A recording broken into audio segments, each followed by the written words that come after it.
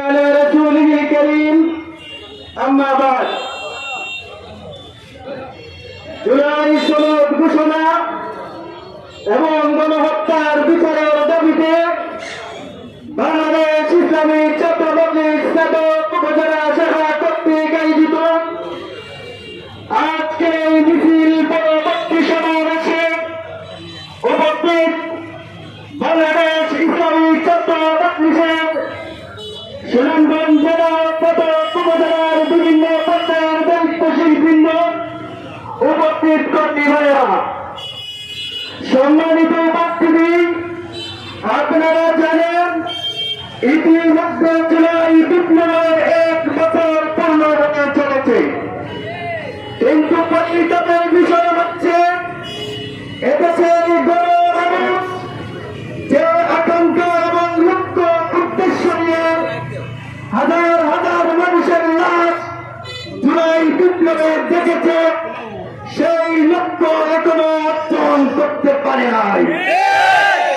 এখনো দিমাগুকে চাঁদাবাজ, দোকানদার আর প্রকাশ্যে মানুষ হত্যার অভয়ারণ্যে এই বাংলার জমিনকে পরিণত করা হয়েছে।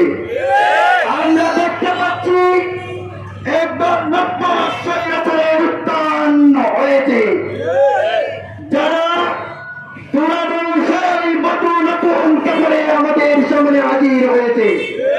আমরা তাদেরকে সুস্পষ্ট ভাষায় জানিয়ে দিতে চাই, এই বাংলার জমিনে কোন স্বৈরাচারের স্থায়ী হবে না।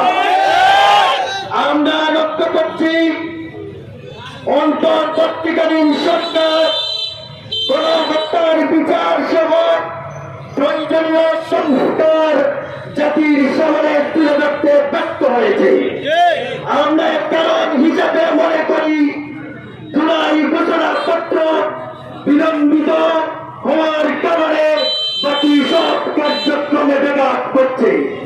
এজন্য অনেক বিলম্বে জুলাই ঘোষণাপত্র জাতির সামনে উপস্থাপন করে আগামীর বাংলাদেশ, আগামীর গণহত্যার বিচার, সংস্কার এবং নির্বাচন জুলাই ঘোষণাপত্রের আলোকে পরিচালিত করতে হবে।